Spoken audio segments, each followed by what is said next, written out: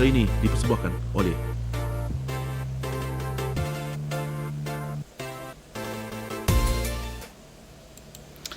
Halo Gunarwan dan Gunarwati sekalian, ketemu lagi ya di channel saya Gunar Os. Dan ya, kali ini kita ketemu lagi di segmen kabar dari mobil yang bukan dari mobil. Ya, kenapa saya nggak dari mobil, karena ada beberapa yang pengen saya kasih lihat ya, dari wawancaranya Arteta semalam untuk konferensi pers pra pertandingan gitu. Jadi makanya saya pilih ya udahlah dari sini aja. Dari mana? Dari kamar aja deh ini ya. Dari studio kita ya, yang nggak ada nggak ada green screen ya kali ini. Ya, oke. Teman-teman, ini ada beberapa update tentang cedera pemain ya. Jadi ini ada beberapa update cedera pemain, terutama kita mungkin mau ngomong ini tentang Trossard, lalu juga tentang Gyökeres dan Havertz ya. Dan juga ada update tadi tentang Gabriel Jesus untuk pertandingan tertutup ya, pertandingan friendly tertutup. Oke ya. Sebelum kita masuk pembahasan lebih lanjut, perkenalkan dulu, channel saya adalah fans channel Arsenal. Jadi kalau teman-teman ngefans dengan Arsenal atau suka dengan konten-konten sepak bola semacam ini, boleh yuk di like, share, dan subscribe ya. Lagi ngejar 2000 subscriber nih. Jadi untuk teman-teman yang belum subscribe, boleh diklik tombol subscribe-nya, dipencet juga tombol loncengnya. Jadi setiap kali saya upload, teman-teman dapat informasi dari YouTube. Oke ya.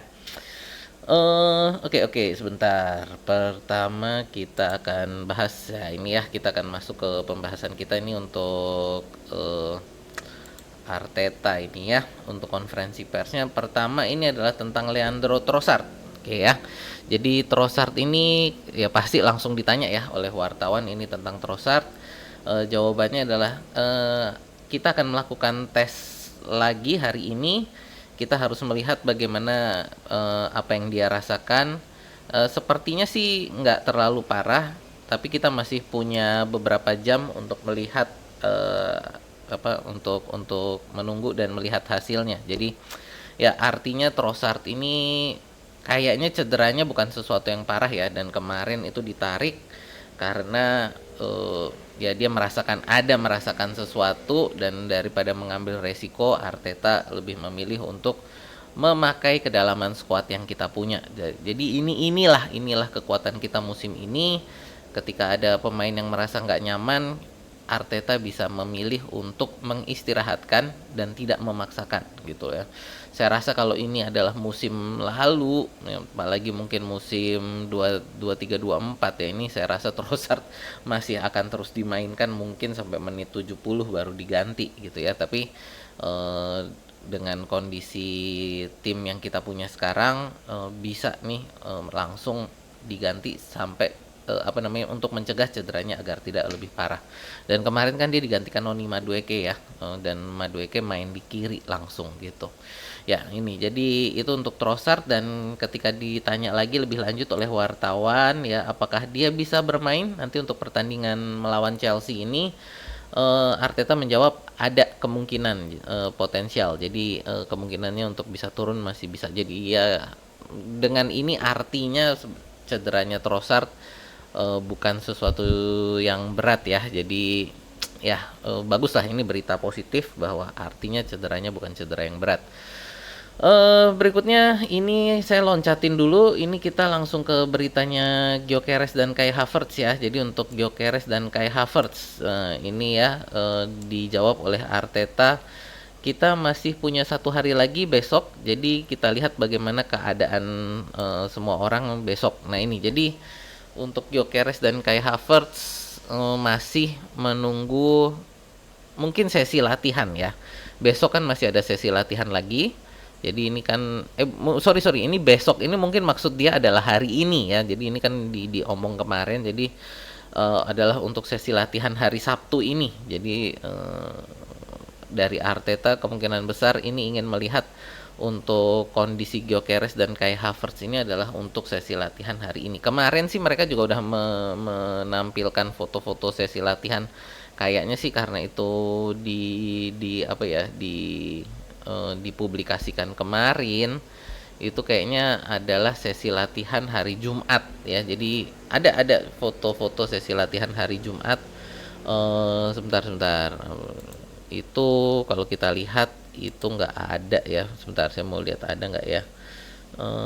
Nah ini nih, jadi ini udah ada foto sesi latihan ya. Ini kita lihat ada Odegaard. Sebentar teman-teman, kelihatan kan ya? Ah ya nih. Oke, sorry. Ini untuk ada Odegaard, Eze, Inkapie, ini Saliba. Nah ini juga ada para pemain lain ini ya, ada Calafiori dan Zubimendi sama Kepa itu ya, Kepa Kepa Zubimendi sama Calafiori. Nah, ini Ben White, Miles Kelly, itu ada David Raya. Ini kepalanya siapa nih ya? Kita nggak kelihatan nih. Kayaknya sih ini Mosquera ya. Ini kepalanya Mosquera. Ini oke, Declan Rice. Siapa kita lihat di belakang ini, kayak ini siapa nih ya yang ini nih? Nggak begitu kelihatan. eh Ya itulah. Ini coba kita lihat apakah kita ngelihat ada Gyökeres atau siapa? Gyökeres atau kayak Havertz, nggak kelihatan ya. Gyökeres kayak Havertz nggak kelihatan. Oke. Kita lihat di latar belakang itu pemain akademi. Ya, nggak ada Gyökeres dan kayak Havertz ya. Jadi ini masih masih disembunyikan lah. Ya intinya dari Arteta ini bahwa untuk Gyökeres dan kayak Havertz ini masih menunggu sesi latihan hari ini, dan saya rasa kita baru benar-benar akan tahu apakah mereka tersedia ya besok pas diumumkan line up. Jadi jam 10.15 ya. Jadi jam 10.15 baru kita benar-benar tahu apakah Gyökeres dan kayak Havertz ini tersedia atau tidak gitu. Itu tentang kayak Havertz dan Gyökeres. Nah selanjutnya ini tentang Gabriel Jesus. Jadi ini dikonfirmasi tentang kebenaran bahwa adanya friendly tertutup ya. Kabarnya sih dengan Manchester United gitu, tapi eh, tidak diumumkan secara resmi siapa klub yang dilawan dalam friendly tertutup ini. Nah ini dari Arteta mengkonfirmasi ya, ini ya benar itu terjadi ya, maksudnya tentang apa namanya pertandingan friendly tertutup itu benar terjadi. Gabriel Jesus dan Ethan Nwaneri berpartisipasi di sana karena dia ingin mendapatkan menit bermain. Kami mengambil kesempatan ini, mereka ingin terekspos untuk kompetisi dan hasilnya cukup positif gitu. Jadi ini sehubungan dengan Gabriel Jesus. Ya kalau kita ngomong Gabriel Jesusnya dulu deh ya. Jadi untuk Gabriel Jesus ini dengan mengikuti pertandingan friendly ini, artinya dia sudah semakin dekat dan semakin dekat dengan match fitness. Nah, harapan kita semoga dia juga bisa fit untuk pertandingan Desember, sehingga opsi rotasi kita di Desember ini bisa semakin banyak ya.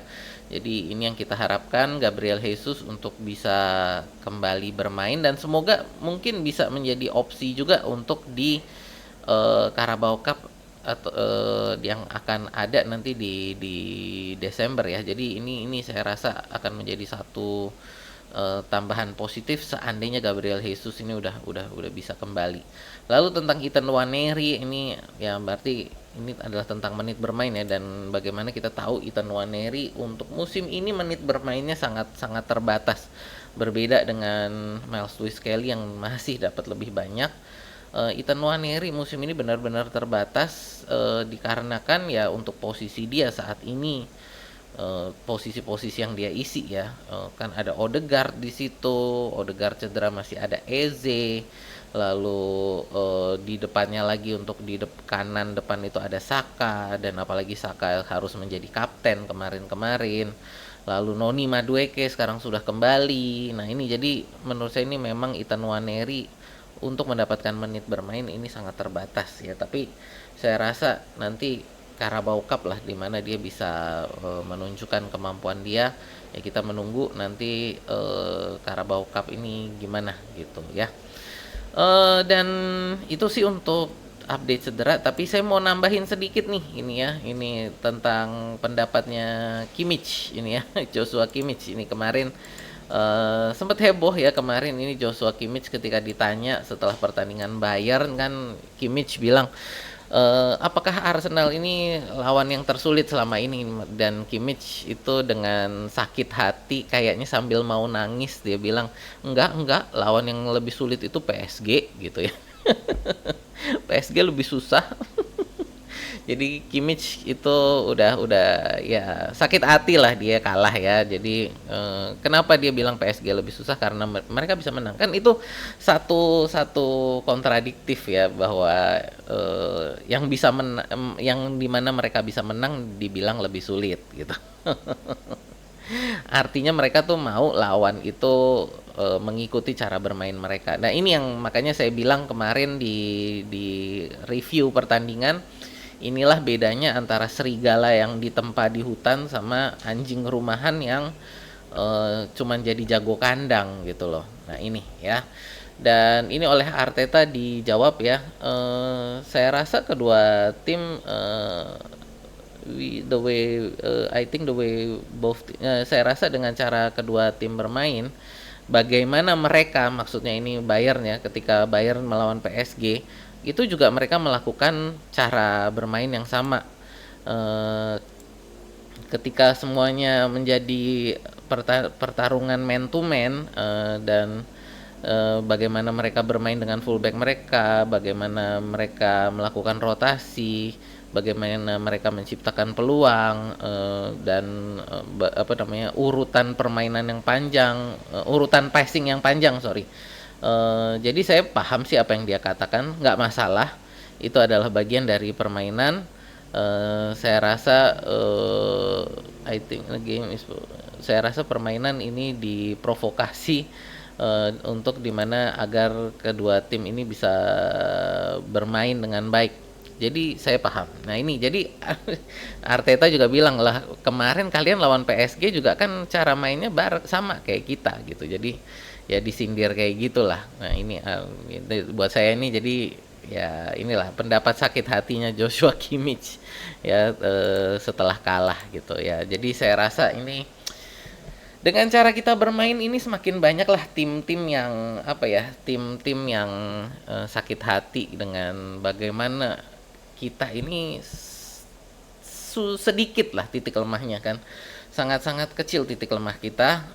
Kita bisa bermain, dari set piece, kita bisa bermain dari open play. Jadi mereka tentu sakit hati, nggak bisa untuk menemukan kelemahan, permainan kita gitu ya. Jadi ya itu saya rasa untuk update kita hari ini. Terima kasih untuk teman-teman yang udah nonton, terima kasih untuk teman-teman yang udah like, share, dan subscribe. Kita akan ketemu nanti malam. Ini berdasarkan polling semalam ya. Jadi kita akan nonton Love Watch kita nanti malam ini adalah Manchester City melawan Leeds ya. Jadi untuk, apa namanya? Untuk Love Watch kita akan menonton, Manchester City Leeds gitu ya. Oke, dari saya rasa sekian dulu. Terima kasih untuk teman-teman. Sekali lagi kita ketemu lagi di video kita berikutnya ya.